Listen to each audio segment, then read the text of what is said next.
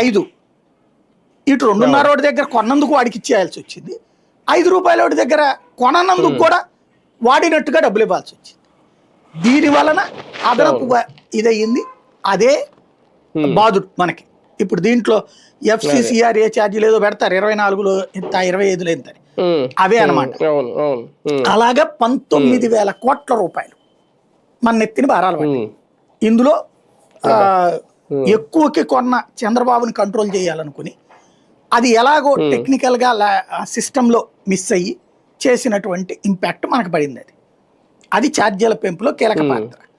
దాన్ని వీళ్ళు రకరకాల వాళ్ళు డబ్బులు ఇవ్వలేదని అన్నారన్నో లేకపోతే ఇంకోటి వీళ్ళు వక్రీకరించి ఇంకో కోణంలో పెట్టుకొచ్చారు.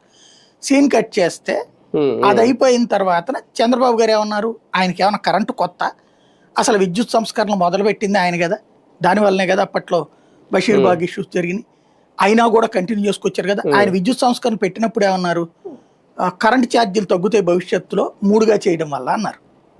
ఆయన సంస్కరణలు ప్రవేశపెట్టిన 99 తర్వాత ఈ రోజు వరకు ఎప్పుడన్నా కరెంట్ ఛార్జీలు తగ్గినాయా? ఎవడు ప్రభుత్వంలో ఉన్నారు? అది చంద్రబాబు ప్రభుత్వం అయినా, రాజశేఖర రెడ్డి ప్రభుత్వం అయినా, నేదురుమల్లి తర్వాత రాజశేఖర నేదురుమల్లి వాళ్ళది అయిపోయాక కదా చంద్రబాబు గారు వచ్చింది.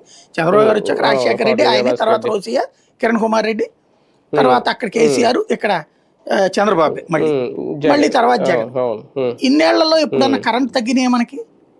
ఆ రోజున 30 రూపాయలు